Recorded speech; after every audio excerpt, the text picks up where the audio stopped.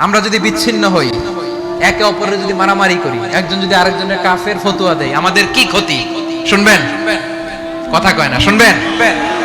এক নাম্বার ক্ষতি হচ্ছে আমরা যদি বিচ্ছিন্ন হই, আমাদের শক্তি কমে যাবে, আমাদের পাওয়ার আমরা হারাবো। আমাদের কি হারাবো? পাওয়ার। মনে রাখবেন, যখন আমি একা থাকি তখন আমি ব্যক্তি, যখন আমরা সবাই মিলি তখন আমরা শক্তি। এই শক্তি নিয়ে আমাদের সামনে এগিয়ে যাওয়ার দরকার আছে না নাই? তাহলে আমরা যদি নিজেরা বিরোধে লিপ্ত হই, আমাদের ক্ষমতা, পাওয়ার ছুটে যাবে। আমরা এই পাওয়ার হারাতে চাই না, ঠিক কিনা বলেন? রব্বুল আলামিন ঠিক তাই বললেন। রব্বুল আলামিন বললেন, খবরদার, ওয়াতিউল্লাহ ওয়া রাসূলাহু ওয়া লা তানাযাউ ফাতাফশালু ওয়া তাযহাবা রিহুকুম ওয়াসবিরু ইন্নাল্লাহা মা'আস সাবিরিন। আল্লাহর আনুগত্য করো, নবীর আনুগত্য করো, কিন্তু খবরদার নিজেরা বিরোধে লিপ্ত হয়ো না, নিজেরা মারামারি করো না, তাহলে তোমাদের শক্তি কমায় দিবে কে? ফাতাফশালু, তোমরা সাহস হারাবা, ওয়া তাযহাবা রিহুকুম, তোমাদের শক্তি কমে যাবে, পাওয়ার কমে যাবে।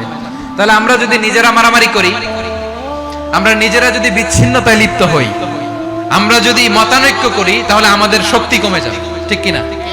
আমরা শক্তি কমাবো। আচ্ছা, ছোট্ট একটা বাঁশের কঞ্চি যদি আপনারা দেয়, পায়ের মধ্যে ধাক্কা দিয়ে ভাঙতে পারবেন না? এরকম বাঁশের কঞ্চি যদি 20টা একসাথে জোড়া লাগায় দেয়, ভাঙতে পারবেন? কথা বোঝে নাই মনে হয়। চিকন একটা বাঁশের কঞ্চি দিলে ভাঙা যাবে না? এরকম চিকনই 20টা বাঁশের কঞ্চি একসাথে লাগাই দিলে ভাঙতে পারবেন? কারণ যখন আমি একা থাকি তখন আমি ব্যক্তি, যখন আমরা সবাই মিলি তখন আমরা শক্তি। আমরা যেন শক্তি না হারাই। আমরা বিরোধে লিপ্ত হলে আমাদের শক্তি কমে যাবে। এই হচ্ছে 1 নাম্বার ডিসঅ্যাডভান্টেজ। 2 নাম্বার ডিসঅ্যাডভান্টেজ হচ্ছে আমরা নিজেরা বিরোধে লিপ্ত হলে অন্যরা আমাদের মাথায় কাঁঠাল ভেঙে খাইতে সুবিধা হয়। কথা বুঝেন নাই?